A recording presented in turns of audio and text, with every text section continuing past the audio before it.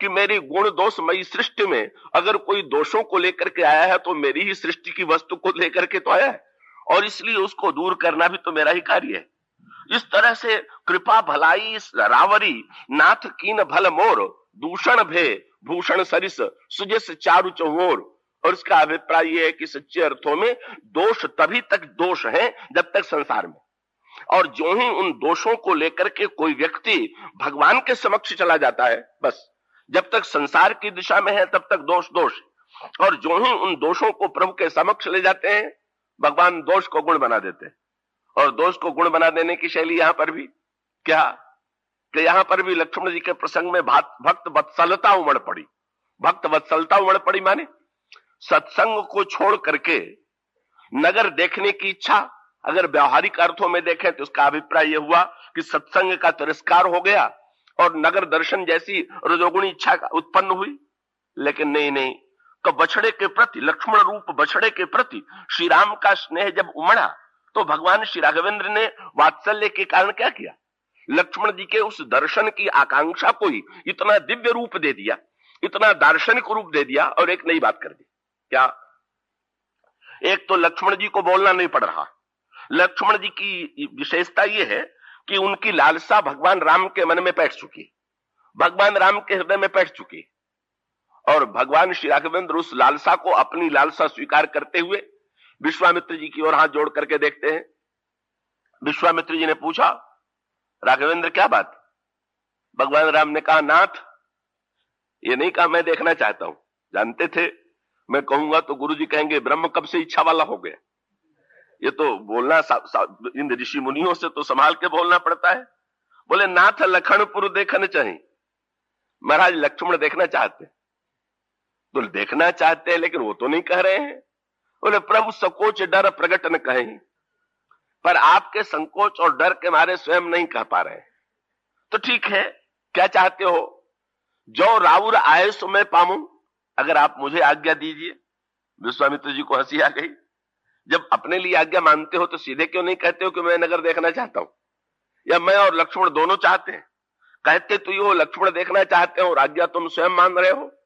प्रभु ने तुरंत कहा, मैं नगर देखने की बिल्कुल आज्ञा नहीं मांग रहा हूं। तब क्या आज्ञा मांग रहे हो? बोले, जो राउर आए सो मैं पाऊं तो नगर दिखाई तुरंत ले जाऊं।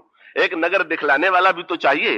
ये देखना चाहते हैं, मैं दिखाना चाहता हूं, इसलिए अगर आप आज्ञा दीजिए तो मैं नगर दिखला करके ले आऊं। पर इसका तात्पर्य क्या?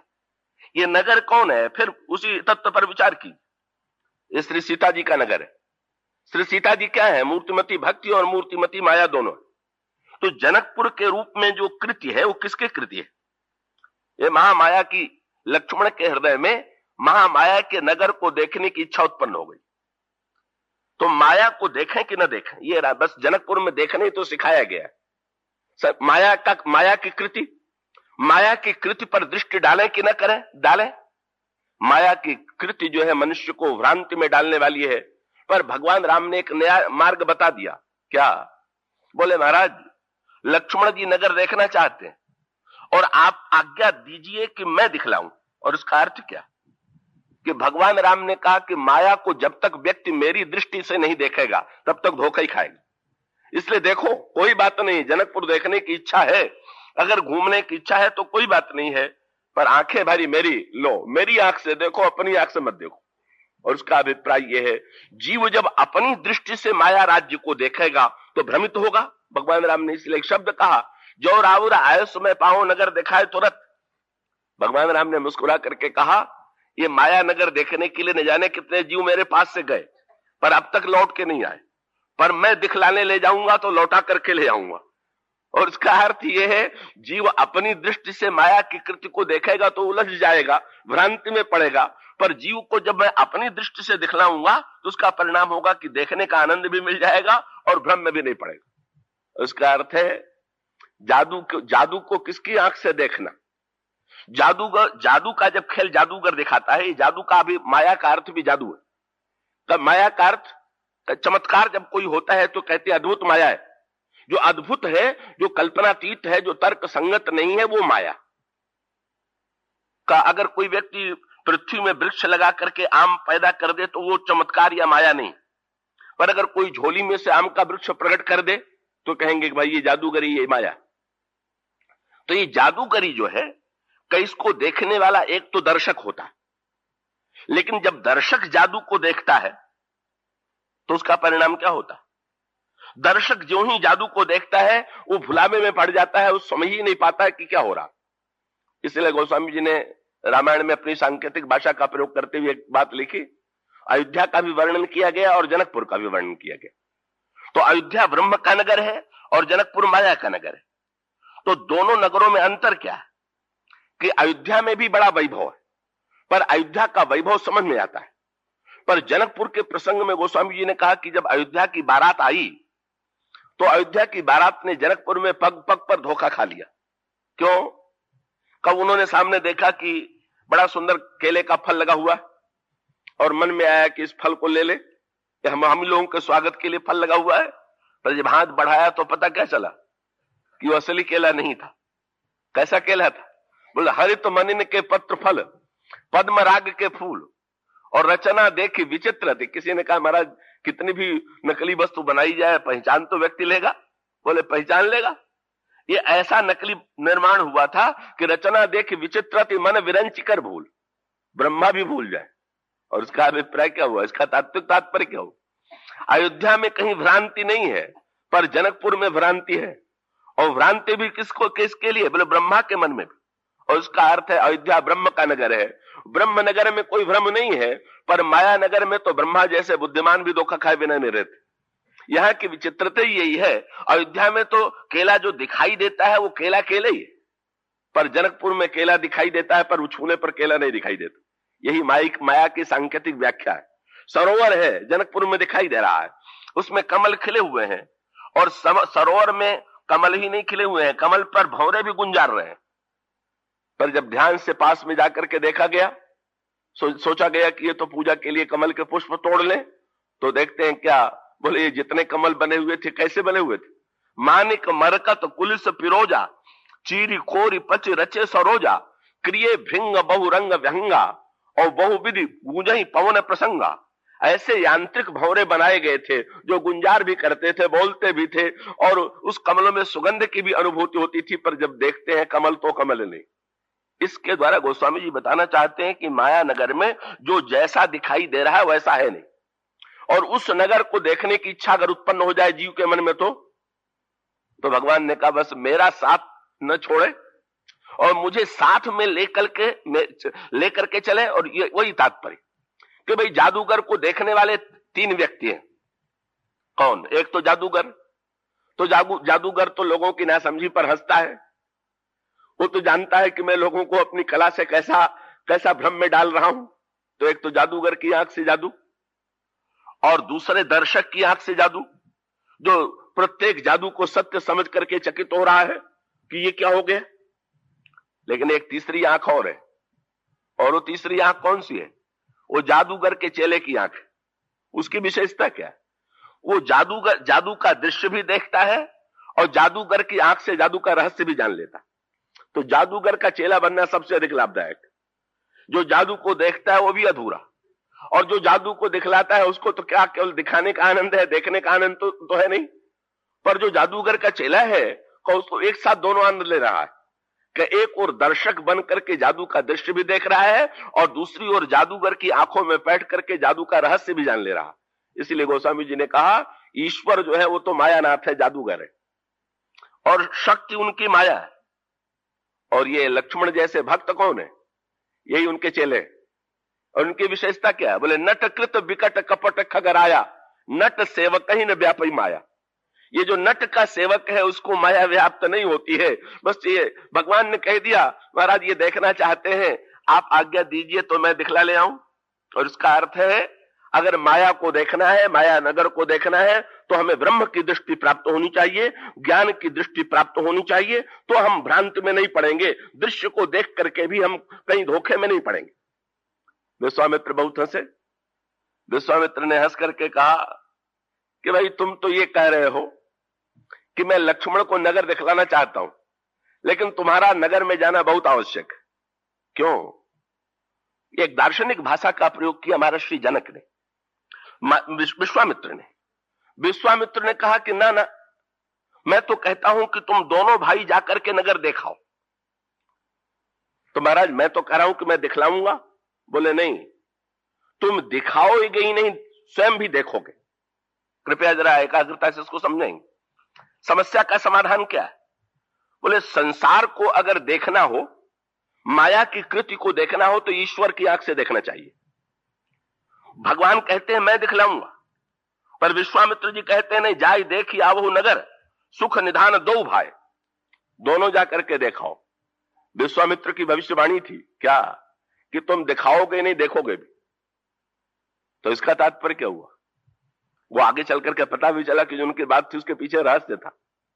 भगवान राम गए लक्ष्मण को लेकर के जनकपुर में और लगे जनकपुर का दृश्य दिखाने। गोस्वामी जी ने तुरंत कहा, राम दिखावहीं अनुजहि रचना। जीव से लक्ष्मण जी से भगवान राम कहते हैं, लक्ष्मण देखो देखो, राम दिखावहीं अनुजहि रचना, कही मृदु मधुर मनोहर बचना, लव निमेष महभुवन निकाया, रचई जासु अनुशासन माया, भगत हेतु सोई दीन दयाला। भगवान श्री राघवेंद्र लक्ष्मण को दिखला रहे थे और तब अचानक जनकपुर वासी बालक आ गए और बालकों ने भगवान श्री राघवेंद्र का हाथ पकड़ लिया और बालकों ने पकड़ करके भगवान राम को जनकपुर दिखलाना प्रारंभ किया। अब छोटे छोटे बच्चे भगवान राम से कहते हैं, ये देखिए, आप भी तो नए हैं, आपने भी जनकपुर कहां देखा? बड़ी हंसी आ रही है। का भौतिक दृष्टि से देखें तो भगवान राम बिल्कुल नए हैं। बच्चे ये कहते हैं, हम लोग तो जनकपुर वासी हैं, इसलिए हम दिखावेंगे कि आप दिखावेंगे? ये दिखाने का काम मेरा है कि आपका? और उसका अर्थ क्या कि भगवान ने जब जीव से ये कहा कि मेरी दृष्टि से माया के खेल को देखो, तो ये जो नन्हे जीव के रूप में बालक हैं, उन्होंने भी कहा कि महाराज आप भी अगर हमारी आंख लेकर के संसार को देखें तो हमारी समस्या का समाधान कर पाएंगे। आपकी आंख से हम देखें, पर मेरी आंख से आप भी तो देखिए। भाई ये जो दृष्टि का परिवर्तन है, इसका अर्थ क्या हुआ? ईश्वर अपनी दृष्टि से जीव की समस्याओं को देखेगा तो उसको कभी दया नहीं आवेगी, क्योंकि उसके तो अनंत ऐश्वर्य है, अनंत आयु है, अनंतता ही अनंतता है। उस अनंतता में बेचारे दुख की जीव की अनुभूति का मूल्य ही क्या रहेगा? इसलिए अब यहां पर आंखों का परिवर्तन हो रहा है। ये जनकपुर क्या है? ये दृष्टि परिवर्तन का खेल है, जहां पर ब्रह्म ने जीव की दृष्टि ले लिया और जीव ने ब्रह्म की दृष्टि ले लिया। अब बालक जो है भगवान राम को दिखाते हैं और विश्वामित्र ने इसीलिए भगवान राम से कह दिया, दोनों भाई जाकर के नगर को देखाओ। और देखाने के साथ साथ एक शब्द और जोड़ दिया, बड़ा दार्शनिक शब्द था विश्वामित्र जी का।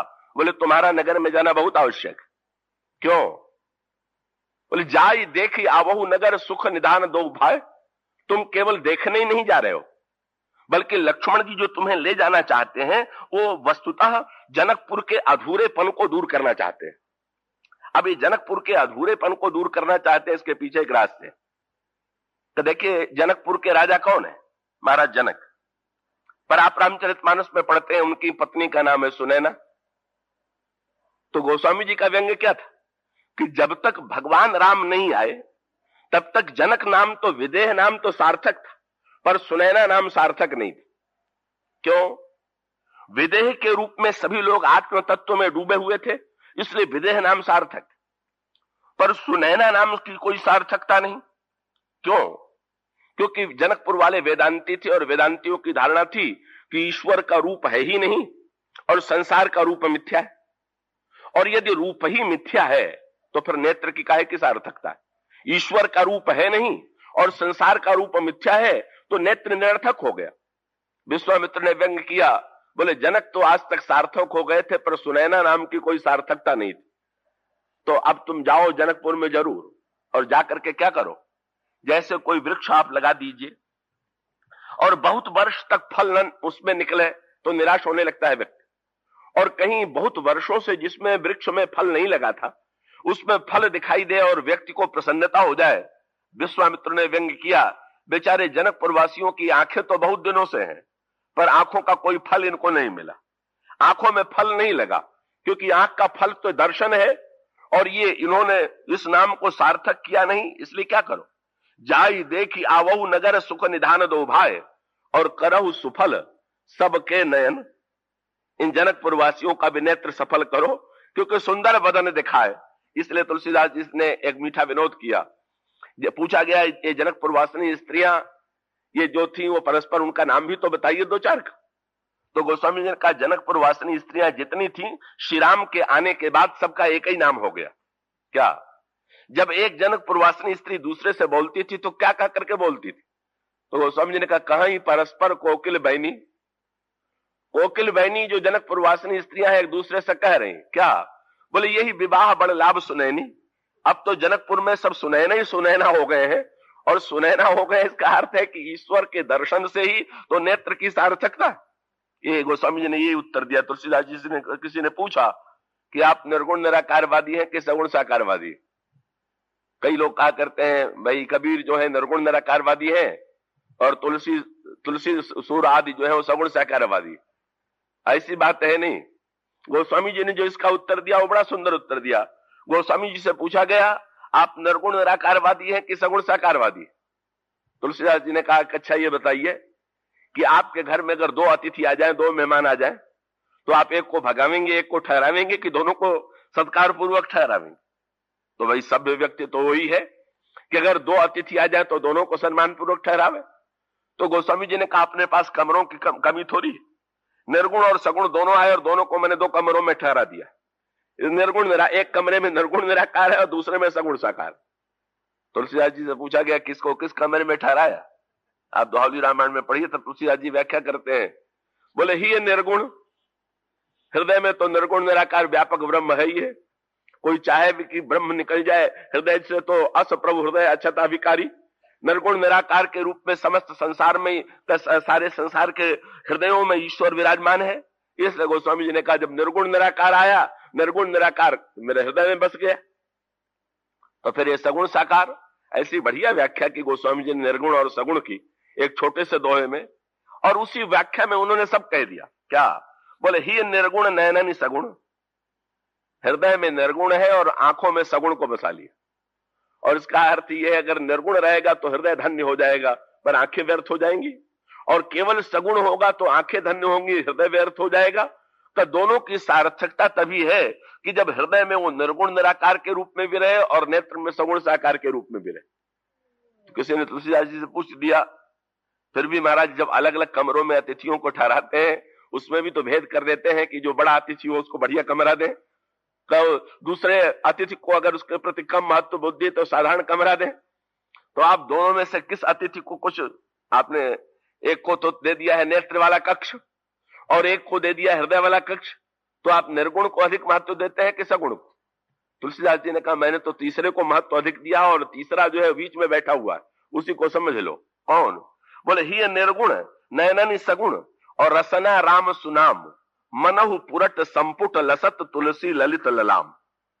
जैसे सोने के डिब्बे में रत्न रखा हो इसी प्रकार से निर्गुण और सगुण के बीच में जिह्वा पर जो राम नाम रखा है यही हमारे लिए सब कुछ। जीव ने ईश्वर की दृष्टि से देखा, ईश्वर ने जीव की दृष्टि से देखा, और पुष्पवाटिका प्रसंग में माने ईश्वर को किस दृष्टि से देखें? संसार को देखें तो भगवान की ज्ञान की दृष्टि से देखें, पर अगर स्वयं भगवान को देखना हो तो किसकी दृष्टि से भगवान को देखना चाहिए? पुष्पवाटिका प्रसंग में इसका उत्तर दिया गया अगर ईश्वर को देखना है तो श्री सीता जी की आंखों से ही देखना चाहिए, श्री सीता जी के आंखों से ही दर्शन करना चाहिए। वो तो ब्रज में बड़ा प्रसिद्ध श्लोक है। किसी ने ब्रजरस के रसिक से पूछ दिया कि आप जितनी साधना और तपस्या कर रहे हैं वो मुक्ति पाने के लिए कर रहे हैं ना?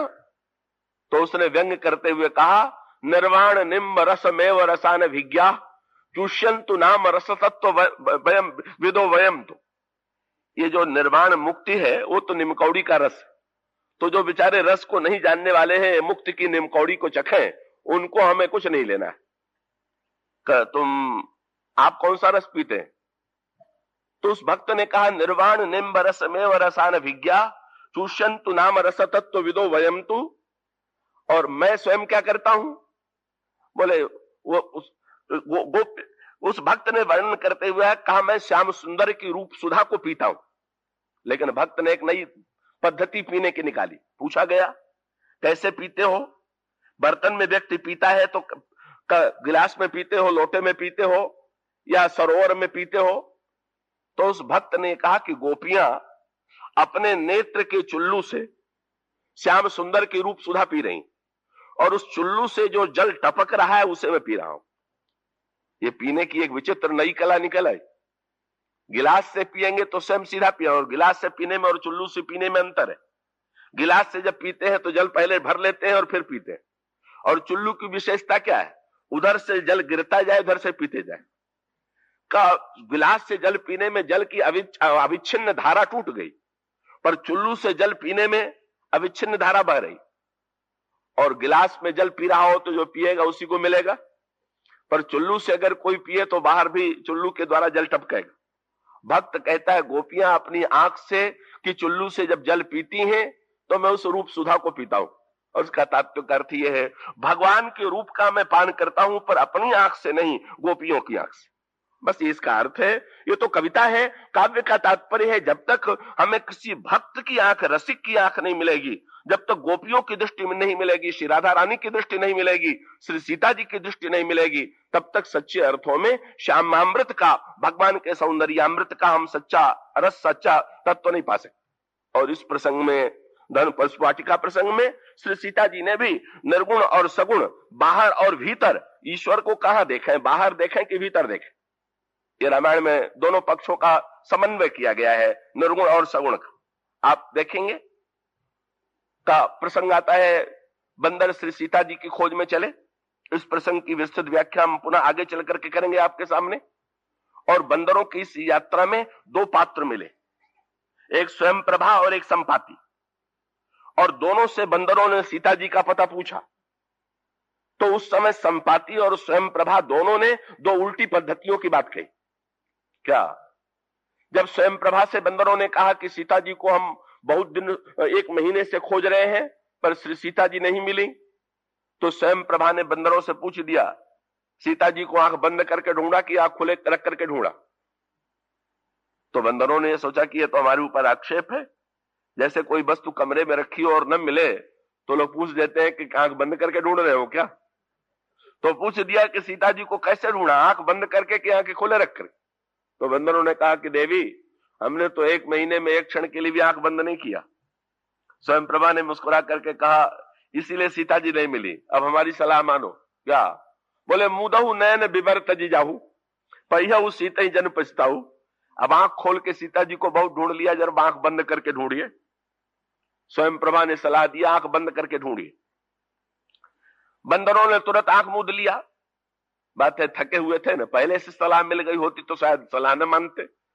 नेत्र का प्रयोग करते करते थक गए थे तो जो ही ये कहा कि मुदौ नयन, तो नेत्र मुद लिया। पर तुलसीदास जी ने व्यंग किया, नेत्र मुदा तो, पर वही जल्दबाजी हम लोगों वाली। क्या? हम लोग भी तो 1-2 मिनट के लिए रोज पूजा पाठ में नेत्र मुदा करते हैं, पर पूजा में जिस तरह से नेत्र मुदते हैं, सीता जी तो नहीं मिल पाती है जीवन में, भक्ति नहीं मिल पाती है। क्यों नहीं मिल पाती? बंदरों ने किया क्या? वो समझ ने लिखा, नयन मुद पुण्य देखे ही बीरा। आंख मूदने के बाद फिर 1 मिनट में तुरंत खोल के देखने लगे कि चमत्कार हुआ कि नहीं, सीता जी मिली कि नहीं। हम लोग भी यही सोचते हैं कि भाई बस आंख बंद हो और आंख खुले तो साक्षात ईश्वर और से भक्त का साक्षात्कार हो जाए, पूरी प्राप्ति हो जाए। बंदरों ने भी आंख खोल करके देखा, अरे तो दिखाई क्या पड़ा, नयन मुद पुण्य देखे ही वीरा, ठाड़े सकल सिंधु के तीरा। ये देखा कि न गुफा है न स्वयं प्रभा है, हम लोग खड़े हैं समुद्र के किनारे। किसी ने कहा, चमत्कार तो बहुत बड़ा हुआ। क्या? इतनी यात्रा तो हम लोगों ने चल करके पूरी किया, पर नेत्र बंद करने पर बिना चले भी यात्रा पूरी हो सकती है। कृपया आप लोग नेत्र भी बंद न कीजिएगा। ये दूसरे पक्ष का भी आप ध्यान रखेंगे कि इसमें सांकेतिक तत्व क्या, कि भाई अपनी साधना, अपने विवेक के माध्यम से सीता जी को ढूंढने की चेष्टा की गई, पाने की चेष्टा की गई पुरुषार्थ के द्वारा, पर सीता जी नहीं मिली। स्वयं प्रभा ने कहा कि ईश्वर का आश्रय ग्रहण करो, नेत्र मूदो, अंतर्मुख बनो, भीतर खोजो। अगर श्री सीता जी मूर्तिमती शांति है, श्री सीता जी मूर्तिमती भक्ति है, तो इसका तात्विक अर्थ क्या हुआ? शांति की खोज में केवल बाहर ही भटकते रहोगे कि शांति की खोज के लिए भीतर लौटने की चेष्टा भी करोगे? भीतर शांति मिलेगी कि बाहर शांति मिलेगी? स्वयं प्रभा कहती है, उनको खोजना चाहते हो तो भीतर देखो। लेकिन ये भीतर देखने की वृत्ति जो है, ये बड़ा कठिन है। व्यक्ति कुछ क्षणों के लिए भीतर देखता है और अगले क्षण जब बहिर्मुख हो गए तो एक बंदर ने कहा, चमत्कार तो बिल्कुल उल्टा हुआ। क्या? तब बिना चले पहुंच तो गए लेकिन उल्टे पहुंच गए। पहले खड़े थे समुद्र के, पहले सरोवर के किनारे खड़े थे, अब समुद्र के किनारे पहुंच गए। ये प्रतीकात्मक भाषा है। स्वयं प्रभा के पास जब खड़े थे तो वहां पर तो एक सरोवर था, तालाब था। अब बंदर खड़े हैं समुद्र के किनारे पर। एक बंदर ने कहा बात तो भाई उल्टी हो गई। एक तो पहले स्वयं प्रभा की गुफा में ही बंदर नहीं बैठना चाहते थे, घुसने को तैयार नहीं हो रहे थे। वो स्वामी ने लिखा है बंदर प्यास के मारे मरने लगे, और जब प्यास के मारे मरने लगे तो हनुमान जी ने कहा कि नीचे तो कल कहीं जल नहीं दिखाई दे रहा है, जरा ऊपर पहाड़ पर चढ़ करके देखें, शायद वहां जल मिल जाए। ये सांकेतिक भाषा है। जीवन में प्यास, ये जो बंदरों की प्यास है, केवल बंदरों की प्यास नहीं है, ये हमारे आपके सबकी प्यास। और हम लोग भी बंदरों के समान प्यासे होकर के शांति की खोज में भटक गए हैं, और भटकते हुए हमको बंदर, गोस्वामी जी ने लिखा, बंदर मार्ग भूल गए और प्यास के मारे मरने लगे। लेकिन इतना होते हुए भी हनुमान जी साथ में थे। हनुमान जी ने तुरंत बंदरों से कहा नीचे जल नहीं मिलता है तो जरा ऊपर उठिए। बस जब जीवन में नीचे समस्या का समाधान न मिले तो जरा ऊपर उठने की चेष्टा कीजिए। जब शरीर की से समस्या का समाधान न मिले तो ऊपर मन में चले जाइए। मन में समस्या का समाधान न मिले तो जरा ऊपर उठ करके विवेक में चले जाइए। हनुमान जी ने बंदरों से कहा पहाड़ पर चढ़ करके देखें। बंदरों ने कहा हम लोगों का तो साहस नहीं है, आप ही चढ़ करके देखो तो अच्छा। हनुमान जी चढ़ते हैं और देखते हैं तो एक गुफा दिखाई देती है, और उस गुफा में जल के पक्षी जो हैं वो भीतर बैठ रहे हैं। चक्रवाक बकहंस उड़ाही, बहुतक खग प्रभ सही तेहि माही। हनुमान जी तुरंत आए और बंदरों को ले आए। बोले चल चल करके देखो तो क्या अनोखा दृश्य है। भीतर गुफा में अगर जल न होता तो जल के पक्षी भीतर क्यों जाते? लेकिन बंदरों ने भी उल्टा ही पाठ लिया। बंदरों ने कहा बिल्कुल ठीक आप कहते हैं, जल के पक्षी भीतर जा रहे हैं, इससे सिद्ध हो रहा है कि जल है। लेकिन आश्चर्य यही कि भीतर जाते हुए दिखाई दे रहे हैं, लौटता हुआ तो एक भी नहीं दिखाई दे रहा है। कहीं हम लोग भी जल पीने गए और वहीं रह गए तो क्या होगा? कहीं कृपा की खोज में प्यासा व्यक्ति सोच रहा है कि संसार में भी हम आशा करते हैं भीतर जाकर के बाहर लौटे। भगवान की कृपा के सरोवर में जाने के बाद फिर भीतर जाके बाहर लौटना है कि नहीं लौटना है? हनुमान जी समझते हैं कि बाहर नहीं लौट रहे हैं, इससे तो और श्रद्धा बढ़नी चाहिए कि भाई बाहर पक्षियों को इसलिए लौटना पड़ता है कि भाई जितना फल चाहिए वृक्ष में नहीं मिला तो पक्षी को दूसरे वृक्ष में जाना पड़ेगा।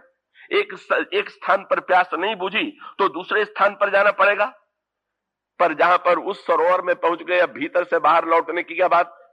तो बंदर पहले कठिनाई से भीतर बैठने को तैयार